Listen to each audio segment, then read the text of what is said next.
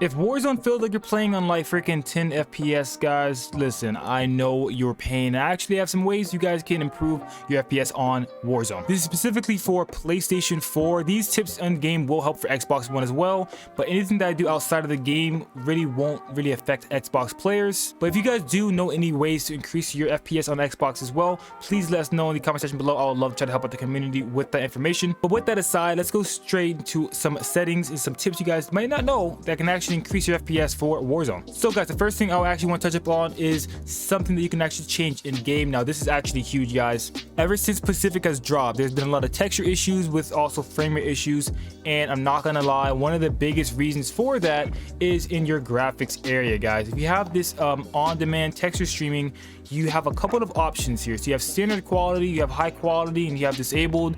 You actually want to have this disabled. I actually just turned it back to standard before I started the video, just test it out, and things are still not rendering in properly. You have parts of the map that don't render in, which is also going to, I'm guessing, make your frame rate lower. So if you guys are having issues with the, the way the game performing, you can't see certain buildings are like blobs to you or something like that, then I highly recommend you guys disable this. This is going to fix that problem immediately. And I do mean immediately. Like, go ahead and just log into a match, see if it worked. Trust me, this is going to be one of the biggest issues and one of the biggest solutions you guys are going to have. With that being said, guys, another way you guys actually can increase your frames per second and your overall quality of the game is by actually turning on world motion blur. I know this is kind of crazy. A lot of people don't like motion blur. Some of you guys actually play with it on, but actually having motion blur on does indeed increase your FPS. I've actually made videos on this in the past, me actually playing with motion blur on, and it was pretty fun. Not gonna lie, it is quite, sickening if you guys are used to not having motion blur on. But if you guys are at the point to where you cannot play the game, it's just that bad,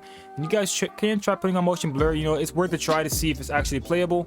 And it doesn't actually take long to get used to motion blur, but if you guys are coming from a disabled motion blur perspective, then it might be kind of weird. But yeah, guys, world motion blur is a big one. I definitely can vouch on that. But yeah, guys, when it comes to getting better FPS on console, those are two really big ways you guys can do that in game. Now we'll go ahead and tell you guys right now, when it comes to Warzone specific, Pacific map is going to be much more laggier than, let's say, Rebirth, right? So that's actually one of the reasons why I'm now a Rebirth content creator.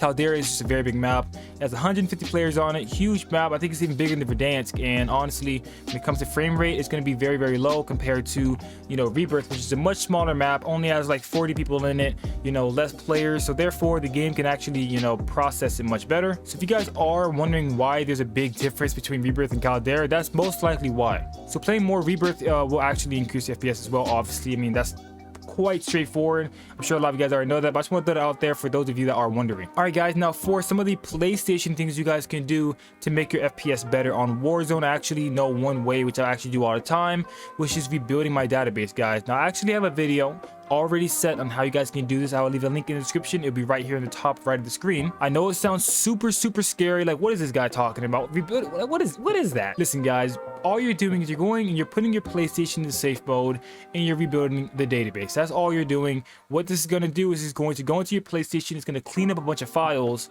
and it's going to organize everything and make it to where the PlayStation basically just runs smoother altogether. If it takes a long time for you to load into matches, or if you like press the PlayStation button and it takes a really long time for the menus to actually pop up, chances are you might need to go ahead and just rebuild your database because you might have not rebuilt it in a long time. So doing that will help, guys. I know a lot of you guys probably won't do this because you guys are scared, but I don't blame you guys. Putting your PlayStation in safe mode is kind of scary, but trust me, I can assure you guys nothing will go wrong as long as you follow the instructions like I have planned in the video. If you guys follow that all the way through, then you have no problems. All right, guys, now another way I feel like you can increase your FPS. Now this is a huge way on PlayStation only that I don't really hear people talking about, but this also could be big for Xbox as well, since Xbox has the same mechanic technically. But this has to do with recording and streaming. Okay, so if you actually go to your broadcasting and sharing settings, you can actually control how long your video or how long your PlayStation is going to record a video clip. As you guys can see here, it's on 60 minutes, which technically means that your computer or your PlayStation's APU is actually working harder to try to save some of the video clips at all times. So technically, your PlayStation is always recording. So if you put this down to 30 seconds, technically you can actually probably preserve a lot of your memory here. Now do keep in mind, you're not going to be able to make clips like this. If you guys don't care about clips and you guys want to play the game better, you guys can try this out. Me personally, I don't really experience that many issues, so I usually leave it on 60 minutes. I would say if you guys really, I would say like personally for me, just leave it on 15 minutes. That's the sweet spot right there.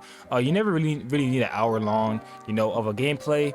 Me personally, if you guys are playing a rebirth match, usually rebirth matches last, 15 minutes. So you know, if you, let's just say you drop, a 20 bomb and you want to upload a video on it, then you can actually just go ahead and save it, and it should save the entire video, or at least the majority of it. So I definitely recommend doing that. It's going to put a lot less stress on your APU, which might mean you get more performance in game. I've tested this out multiple times, and I actually experienced a slightly different frame rate when it comes to the setting specifically. I'm not exactly sure if there's any proof on this specifically, but I definitely feel a difference. But yeah guys, with that being said, that's basically all I have for you guys when it comes to frame rate. I do have another video that touches up more on this, that shows you all the ways and how you can rebuild your database. It gives you more tips about the whole motion blur thing. You guys want to check those videos out, they'll be in the link in the description as always. And with that being said, I hope these tips helped you guys out. If you did, be sure to drop a like, subscribe if you're new, and post notifications. And with that being said, I'll see you guys in the next one.